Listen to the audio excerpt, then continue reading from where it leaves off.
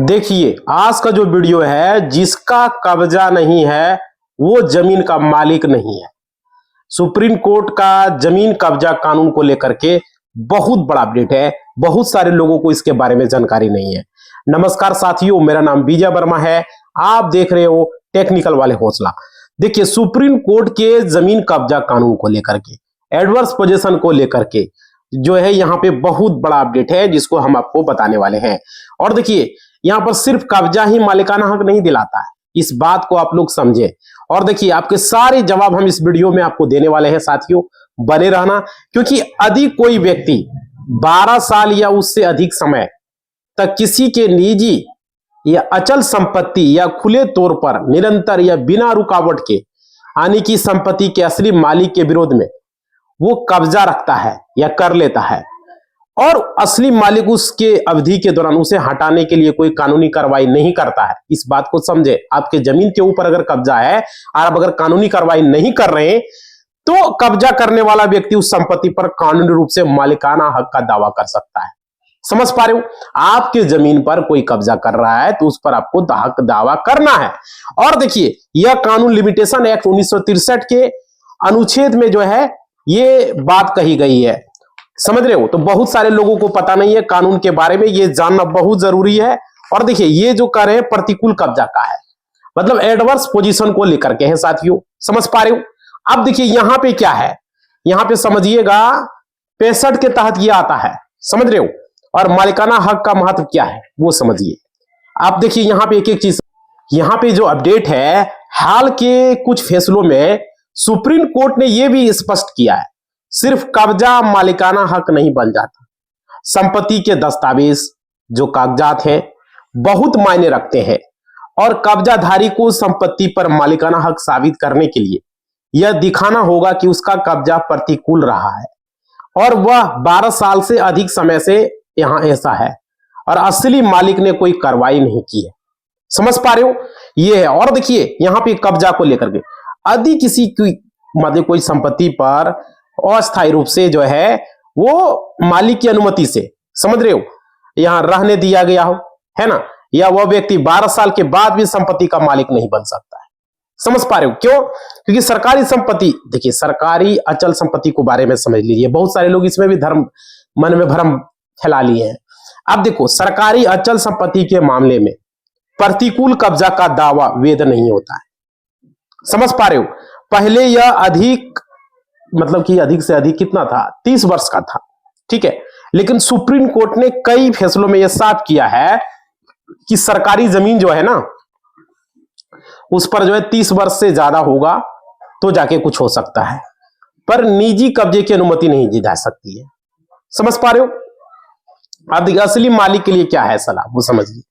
यदि आपकी संपत्ति पर अवैध कब्जा हो गया है, ठीक है, तो आपको 12 साल की समय सीमा के भीतर कानूनी कार्रवाई करनी चाहिए। मान लीजिए आपको पता चला 5 साल बाद, तो तुरंत कानूनी कार्रवाई करें। 1 साल बाद पता चला, 6 महीना बाद पता चला, तुरंत 12 साल का इंतजार न करें।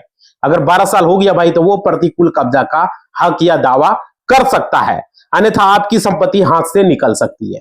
समझ पा रहे हो? तो ये है। और देखिए, मकान किराया के संबंध में बहुत सारे लोग मकान बिना सोचे समझे रेंट पर लगा देते हैं। तो यहां पे समझिएगा, हाउस रेंट में या किराएदार और मकान मालिक के बीच जो है किराया समझौते द्वारा नियंत्रित होता है, नो कि कब्जा कानून से एडवर्स पोजीशन को लेकर के। समझिएगा, शॉप अगर दुकान किराए पर आप लगा रहे हो, यह भी किराया समझौते या नियंत्रित होता है। तो यहां पे समझिएगा, आपको एक चीज यहां पर हम कहना चाहेंगे, जिसका कब्जा नहीं वो जमीन का मालिक नहीं होता है। स्पष्ट तौर पर यह समझ ले। समझ रहे हो? मालिक वही होगा जिसके पास कागजात होगा, जिसके पास केवल्ला होगा, खतियान होगा, जिसके पास जमीन का है ना, वही हो सकता है। 12 साल से अधिक समय तक अगर वो रह गया वहां पर, तो भाई प्रतिकूल कब्जा अगर रखता है तो कानूनी कार्रवाई नहीं कर सकते, आपका मालिकाना हक वहां समाप्त हो सकता है। इस चीज को आप लोग समझे। समझ रहे हो? तो इसलिए इस वीडियो में हम पूरा बताने वाले साथियों। मेरा नाम विजय वर्मा है, आप टेक्निकल वाले हौसला को देख रहे हो। आप लोग सारे लोग लाइक शेयर सब्सक्राइब करें, वीडियो एजुकेशन पर्पस के लिए, ताकि आप लोग सीख सकें, समझ सके। आप देखिए यहां पे समझिएगा, सुप्रीम कोर्ट ने केस को खारिज किया। क्यों किया भाई? कोई आदमी पैसा वहां पर दिया तो उस पर जुर्माना भी लगा दिया। जुर्माना लगाया कितना? 2 लाख का जुर्माना लगा दिया उसके ऊपर, है ना, 2 लाख का जुर्माना लगा दिया। इस बात को समझे। और देखिए ऐसा क्यों सुप्रीम कोर्ट ने कहा, समझिएगा। सुप्रीम कोर्ट का जो जजमेंट आया वो 7 अक्टूबर 2025 का है, आप लोग देखिएगा वहां पर। और यहां पे जो है उन्होंने 2 लाख का जुर्माना लगाना पड़ गया। अब इस तरह का मामला है, समझिएगा। और यहां पे वो पार्टी साबित नहीं कर पाया कि कब्जा उस पार्टी के ऊपर में है ना। आप देखिए यहां पे क्या हुआ, मतलब अपने माथे में ही क्या बोलते हो लाठी मारने के बराबर हुआ, है ना। तो भाई देखो जजमेंट से पता चलता है कि आपका किस्मत अच्छा है, आपका किस्मत खराब है ना। तो ये देखो इस जजमेंट से पता चलता है। और देखिए यहाँ पे केस के अंदर क्या हुआ है, 1989 के अंदर एक प्रॉपर्टी बेचने के लिए एक सेल डीड को तैयार किया गया और सामने वाला पार्टी को जो है वो जो है 20,000 रुपया, ठीक है, 20,000 रुपया जो है सामने वाला पार्टी को बयाना राशि दिया, ठीक है, 20,000 रुपया दिया। अब 20,000 रुपया जो है बयाना राशि लिया और एक सेल डीड तैयार कर दिया, समझ पा रहे हो। और वो प्रॉपर्टी जो वैल्यू थी तकरीबन मान के चलिए यहां पे 15,000 उस जमाने के अंदर आने की 1989 के अंदर हुआ था 15,000, ठीक है, लगभग मान के चलो 15,000 था, है ना। तो अब जिस प्रॉपर्टी को वो बेचनी थी उसने उस प्रॉपर्टी को दिया और प्रॉपर्टी अब ये जो है 20,000 बयाना पर जो है 20,000 बयाना पर राशि आ चुका था, ठीक है। तो भाई बयाना राशि देना था और सेल डीड तैयार उनके बीच में हो चुका। अब देखिए दूसरी पार्टी जिसने बयाना थोड़ी सी चालाकी निकला, वो चालाक था दूसरा पार्टी, समझिएगा। उसने कोर्ट में क्या किया, एफआईआर कर दिया। और भाई अब जो है प्रॉपर्टी, उसने प्रॉपर्टी के ऊपर मेरा पोजीशन है, उसने 20,000 रुपया दिया, है ना, दिए हैं। अब जो है मेरा कोई इस प्रॉपर्टी से वो बेदखल नहीं कर सकता है, समझ पा रहे हो। तो इस बात को समझेंगे, 20,000 रुपया जो है दिए और जो है क्या किया, मेरे खिलाफ कोई भी दखली का नोटिस निकाल दे। यहां पे समझिएगा मेरे पक्ष में क्या दिया जाए, डिग्री दिया जाए, उसने ये मांग किया, है ना, सेल डीड बन चुका है। अब देखिए यहां पे क्या हुआ, यहां पे समझिएगा मेरे पक्ष में जो डिग्री निकाल दिया जाए। तो ये सारी बातें समझिएगा, तो एक एक करके हम समझाएंगे किस तरीके से लोग बेवकूफ यहां पर बनते हैं। अगर आप वीडियो पूरा देखेंगे तो समझ पाएंगे। देखिए साथियों यहां पे देखिए, जिसको आपको समझना होगा मैं पूरी तरीके से अच्छे तरीके से आपको बताऊंगा। देखिए जब ये मुकदमा चलते चलते एक कोर्ट चला गया, दूसरा कोर्ट चला गया, तीसरा कोर्ट चला गया, कोर्ट के अंदर क्या होता है, मुकदमा ट्रांसफर हो जाता है। एक कोर्ट में चल रहा है फिर दूसरे कोर्ट में चला जाता है, दूसरे कोर्ट में तीसरे कोर्ट में, ज्यादा दिन तक होता है तो कोर्ट जो है चेंज होता है, जज भी चेंज हो जाता है ना। तो यहां पर लास्ट में क्या होता है, सुप्रीम कोर्ट में भी केस ट्रांसफर हो जाता है जब मानने के लिए तैयार ही नहीं होता है। हाई कोर्ट जाता है, फिर सुप्रीम कोर्ट में चला जाता है, समझ रहे हो। तो यहां पर फैसला के लिए तो उन्होंने जो 20,000 का जो जुर्माना जमा किया था, सॉरी 20,000 जो जमा किया था 1989 के अंदर, तकरीबन मान के चलो 34 साल लगभग हो चुका था, 34-35 साल के लगभग। और भाई 20,000 के जो है 20,000 के अंदर वो जो है उसको बोला कि 20,000 के बदले तुमको जो है, कोर्ट बोला, जज साहब बोला कि 20,000 के बदले तुमको हम 2 करोड़ पार्टी से दे रहे हैं तुम कलेश वलेश मत करो, तुम मुकदमा वापस ले लो, पार्टी तुमको 2 करोड़ का पैसा देगा, समझ पा रहे हो। तो यहां पर क्या वो कोर्ट ने कहा उस पार्टी को, मतलब 20,000 के बदले तुमको जो है हम 800 गुना राशि दे रहे हैं, 800 गुना प्लस 800 गुना प्लस राशि दे रहे हैं, तुम ले लो 2 करोड़ की राशि, है ना। जिससे जो है तुम्हारा जो है आदेश दे दिया गया कोर्ट के द्वारा, तुम ले लो भाई। तो यहां प्रतिवादी क्या किया, 20,000 के बदले जो है 2 करोड़ राशि मुकदमेबाजी से साइड हो जाओ। पहले तो ये बोला प्रतिवादी, बोला हम नहीं लेंगे, है ना। लेकिन एक अच्छी यहां बात है, सुप्रीम कोर्ट ने क्या कहा अपीलकर्ता को, भाई तो खुद तुम अपने जो है माथे पे जो है ना क्या बोल रहे हो, छड़ी मार रहे हो, खुद ये काम कर रहे हो। अब देखो यहां पर क्या है, मतलब ये कहता है अपना गड्ढा खुद खोदना, एक तरह से ये हो गया, अपने लिए गड्ढा खुद खोद रहा है, खुद अपने लिए प्रॉब्लम क्रिएट कर रहा है। अब देखो यहां पर कैसे कर रहा है, यह समझिएगा, जजमेंट आपको बताएंगे ऐसा क्यों हुआ। देखिए जैसे वर्तमान अब जो है अपील आया, अब देखिए यहां पे क्या गया, मैं आपको अच्छी तरीके से बताऊंगा, समझिएगा। फिर प्रतिवादी जो है एक कोर्ट में गए, 2 कोर्ट में गए, इस तरीके से जो है वो कोर्ट में गए। हर कोर्ट में जो वादी क्या हुआ, वो केस जीतता रहा, वादी हर कोर्ट में केस को जीतता रहा। मतलब वो 20,000 की राशि जो बयाना राशि दी थी, लेकिन उसने एक गलत जो है क्या एक गलत फैक्ट वहां पर जो है पेश कर दिया था। क्या किया था, उसी के आधार पर वो केस बार बार जीत रहा था, है ना। तो वो केस जीत रहा था, तो उसने ये नहीं बताया कि पोजीशन मेरा नहीं है, ये बात उसने छुपा के रखा कि पोजीशन मेरा नहीं है, इस बात को उन्होंने छुपा के रखा। समझ रहे हो। तो हर कोर्ट में बताया कि कब्जा मेरा है, कब्जा मेरा है। तो यहां पर मैटर सुप्रीम कोर्ट में दोबारा गया। अब सुप्रीम कोर्ट क्या किया, जब तुम्हारा कब्जा है ही नहीं, तुम्हारा प्रॉपर्टी है ही नहीं, अब तुम्हारा पूरा मैटर में देखता हूं क्या हुआ, सुप्रीम कोर्ट ने कहा। तो यहां पे देखिए, प्रतिवादी ने इस न्यायालय के समक्ष जो है क्या किया, निर्णय के खिलाफ में क्या लगाया, अपील लगा दिया। समझ पा रहे हो। अब देखिए यहां सुप्रीम कोर्ट ने अपील लगाया प्रतिवादी कब, 1 अप्रैल 2025 को। 1 अप्रैल 2025 को जो है निर्णय और आदेश के तहत अपील स्वीकार कर लिया गया, अपील एक्सेप्ट हो गया, है ना। और उसमें जो है आदेशों को रद्द करते हुए वाद को खारिज कर दिया। समझ पा रहे हो। वाद को जब खारिज कर दिया और कहा 1979 में जो 20,000 भुगतान जो है बयाना राशि के बदले जो है प्रतिवादी को 3 महीने के भीतर 2 करोड़ भुगतान करने का आदेश दिया माननीय सुप्रीम कोर्ट ने। समझ पा रहे हो। बोला 2 करोड़ आप दीजिए उनको जमीन के बदले में। तो यहां पर क्या हुआ, 1 अप्रैल 2025, ठीक है, 1 अप्रैल 2025 को सुप्रीम कोर्ट में मैटर, सुप्रीम कोर्ट ने कहा भाई तुम इतने साल से प्रॉपर्टी के लिए लड़ रहे हो, है ना, एक काम करो, वादी को कहा कि तुम सारे मुकदमे से वापस ले जाओ, मुकदमे दो वापस ले लो, है ना, साइड हो जाओ, और इनकी जो प्रॉपर्टी है तुम इनको सौंप दो, है ना। इसके बदले में तुम जो 20,000 जो दिया था, है ना, उसके 1989 में, उसके बदले पर आज तुमको 1979 में जो दिया था, आज तुमको जो है 2 करोड़ जो है मिलेगा। ठीक है, उसको ये बताया गया। तो वह जो 3 महीने के भीतर जो है तुमको 2 करोड़ मिल जाएगा। सामने वाला पार्टी जो था वो देने के लिए तैयार हो गया। बोला भाई 1979 में हमको वो 20,000 रुपया दिया था, आज उसको हम 2 करोड़ दे रहे हैं इस जमीन का, वो जमीन हमको दे दे, केस से साइड हो जाए, है ना। तो भाई प्रतिवादी ने वादी को भुगतान करने का प्रयास किया। प्रतिवादी जो है उन्होंने वादी को पैसा देने का कोशिश किया, उन्होंने उसको 2 करोड़ देने के लिए कोशिश किया, लेकिन उन्होंने जो है वो मानने से इनकार कर दिया। बोला हमको पैसा नहीं चाहिए, समझ रहे, एक्सेप्ट करने से उन्होंने मना कर दिया। अब देखिए यहां पर क्या होता है, प्रतिवादी ने 2 करोड़ का जो है डीड बना दिया। समझ पा रहे हो, जो डीड होता है उसको तैयार करवा दिया, ठीक है, और जो है उसने एक्सेप्ट भी नहीं किया, वो डीड को भी एक्सेप्ट नहीं किया भाई।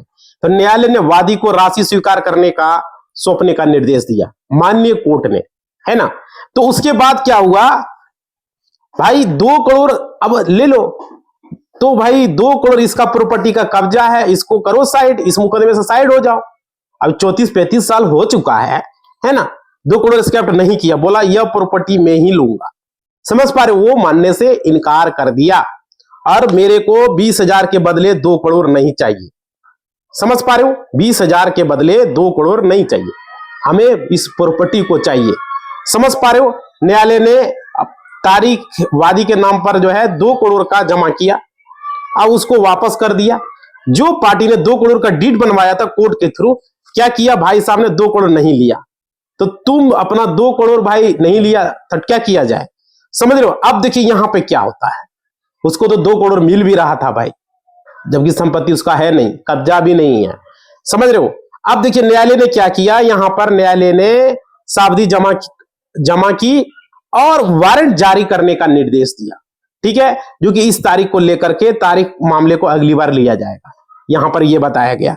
अब देखो अदालत ने जो है ये अवगत कराया, पुलिस की आवश्यकता के अनुसार कब्जे में वारंट था, फिर कब्जे में उस व्यक्ति को आदेश दिया कि भाई देख 2 करोड़ अभी भी तुम ले चुकते हो, ले लो, है ना, हम वारंट जारी करने वाले हैं। देखिए तो यहां पे प्रॉपर्टी से चलता बन, ऐसा नहीं करोगे तो हम क्या करेंगे, पुलिस वारंट जारी कर देंगे। समझ पा रहे हो, पुलिस वारंट जारी कर देंगे। तो क्या किया, आप जो है अब ले लो, अभी भी मौका है। समझ रहे हो, एप्लीकेशन हम लगा देंगे। तो फिर यहां पर वारंट उन्होंने क्या किया, जब पता चला कि वारंट लगा रहा है तो उन्होंने वारंट कैंसिल करने के लिए आवेदन लगा दिया। ठीक है, वारंट कैंसिल करने के लिए जो है एप्लीकेशन लगा दिया, जो है मेरे खिलाफ वारंट जारी नहीं किया जाए। समझ पा रहे हो। फिर क्या हुआ, उसको 4 दिन का टाइम दिया, बोला 4 दिन के अंदर जो है तुम्हारे पास टाइम है, तुम फैसला ले लो, तुम 2 करोड़ ले लो और प्रॉपर्टी को छोड़ दो और केस को से वापस हो जाओ। समझ पा रहे हो, इस तरह का बात बताया गया। समझ रहे हो, 4 दिन के अंदर 2 करोड़ अगर नहीं लेता है तो फिर तुम्हारे खिलाफ वारंट हम जारी करेंगे। समझ रहे हो। अब देखो यहां पर क्या हुआ, 4 दिन अगर पैसे नहीं लिया, उसके बाद कोर्ट ने क्या किया, वारंट जारी कर दिया एसएचओ को। एसएचओ को कहा कि जो उनके नाम का गिरफ्तार वारंट जारी किया जाए, मतलब उसको गिरफ्तार किया जाए और वहां से उसको बाहर निकालो, है ना। कोर्ट ने यह जारी कर दिया 4 दिन के बाद। उसके बाद ऐसा क्या हुआ, देखो भाई सुप्रीम कोर्ट ने जो पूरी बात है वो हम आपको बता रहे हैं। देखिए यहां पे पूरी तरीके से संकोच नहीं है और डिग्री के निष्पादन में देरी भले हो रहा है लेकिन काम बाद में जाके सही नहीं होता है। अब देखिए यहां पर क्या हुआ, क्योंकि ये बाधा उत्पन्न कर रहा है, समझ रहे हो, ये प्रतिवादी कोई और से अपील करता है 2 करोड़ का राशि निर्देश का पालन का गणना करे और सुप्रीम कोर्ट कह रहा है कि उस प्रॉपर्टी पे कब्जा इसका नहीं है ना।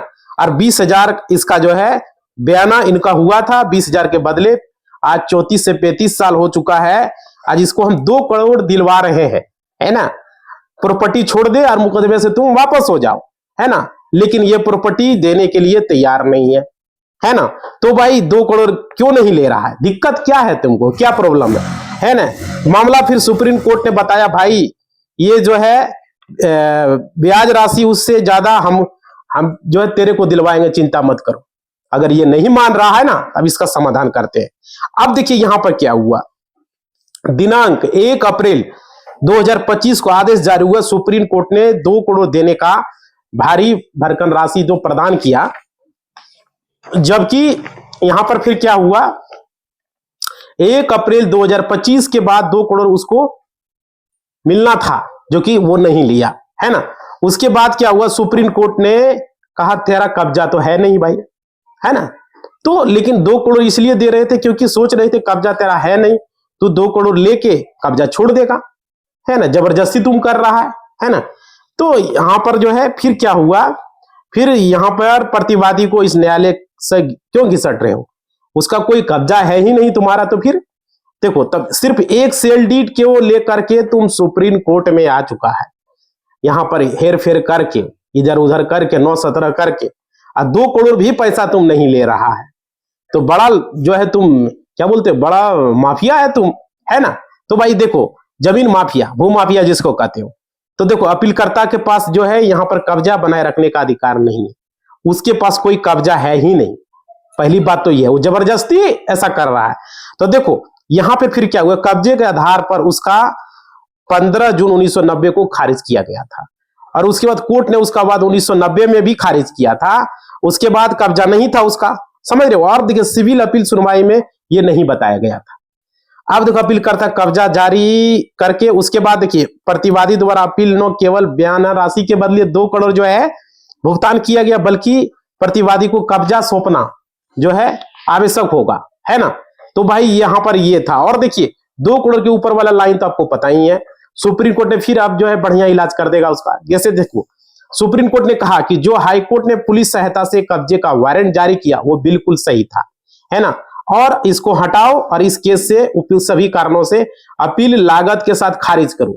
और इस वादी ने यह अपील लगाई है, इसको खारिज करते हैं, उसको खारिज कर दिया, समझ पा रहे हो, खारिज कर दिया और बोला कि इसको 1 लाख का जो है जुर्माना लगाया जाए, है ना, और प्रतिवादी को 4 सप्ताह के भीतर ये 1 लाख रुपया चुकाना पड़ेगा।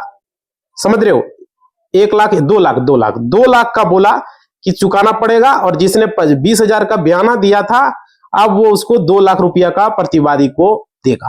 क्यों देगा, क्योंकि उसने जबरदस्ती कोर्ट में आके केस लड़ा और उसको जो है यहां पर 11% ब्याज भी लगेगा, है ना। अब जो है एक बार मैं बता दूं, शायद आप लोग को पता नहीं होगा, यहां पे खुद अपना लिए कुआं खोद लिया, समझ रहे हो ना।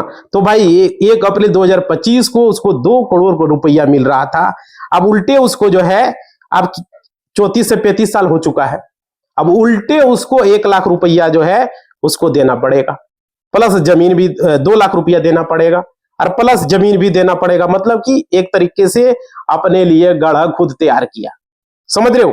तो इस बात को आप लोग को समझ सकते हैं कि ये वीडियो के माध्यम से आप लोगों को क्या समझ में आया कि देखो जिसका कब्जा नहीं है उसका प्रॉपर्टी नहीं है, ये बात पहले समझ लीजिए।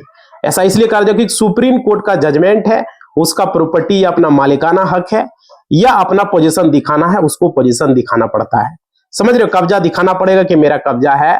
ट्रायल कोर्ट में जो है ये मानने में गलती की, उसका कब्जा, उसी के आधार पर केस वो जीतता रहा था, बार बार केस वो जीत रहा था और जीतता रहा था। ट्रायल कोर्ट ने यह माना कि इसी का कब्जा है, हालांकि गलती थी, उसी की गलती के आधार पर वो केस जीतता था और जीतता था। और सुप्रीम कोर्ट ने यह सोचा भाई पोजीशन इसी का है, 2 करोड़ दिलवा देते हैं, है ना। तो ये बात था भाई। तो ये चीज समझिएगा, भाग्य से पहले और भाग्य से ज्यादा किसी को नहीं मिलता है। ये जो जीती जाती मिसाल आपके सामने हमने आप लोगों के सामने पेश किया, मतलब कि वो जबरदस्ती बोलता था मेरा कब्जा है, ये है, वो है, और बार बार वो केस जीत जाता था। जितने भी ट्रायल कोर्ट में थे, डिस्ट्रिक्ट कोर्ट में थे, बार बार वो केस को जीत रहे थे। लेकिन जैसे ही मामला हाई कोर्ट में गया, फिर सुप्रीम कोर्ट में गया, तो वहां पर देखा गया, चेक किया गया, देखा नहीं भाई इसका तो कोई कब्जा है ही नहीं जमीन पर, ये जबरदस्ती गले पर पड़ा हुआ है ना। तो फिर वहां पर क्या हुआ, वहां पर आदेश दे दिया कि नहीं भाई इसको ये 2 लाख रुपए का जुर्माना करो और इसको जमीन साइड को वारंट जारी किया जाए। जबरदस्ती, इसके पास नहीं सही पेपर है, नहीं इसके पास, सिर्फ एक सेल डीड के आधार पर, फर्जी सेल डीड आजकल लोग बना लेते हैं, समझ रहे हो, उसके आधार पर वो तैयार किया था, उसी के आधार पर 20,000 का वो दिया था, सेल डीड बना था, उसी के आधार पर वो केस लड़ रहा था। और सुप्रीम कोर्ट घिसते घिसते चला गया, सुप्रीम कोर्ट में सुना दिया तुम 20,000 के बदले 2 करोड़ ले लो, लेकिन वो नहीं माना, जबकि उसका कब्जा था नहीं, ऐसे ही वो तैयार करवा लिया था, बनवा लिया था और उसको आज मिल रहा था, जबकि कब्जा उस जमीन पर उसका नहीं था, कब्जा उस जमीन का मालिक का ही था। तो जब कब्जा तुम्हारा है नहीं भाई, तो तुम किस बात का लड़ोगे, है ना। इसलिए याद रखिए, जब भी जमीन कोई भी ले या कोई भी जमीन आप खरीद रहे हो, तो उस जमीन पर आपका कब्जा जरूरी है।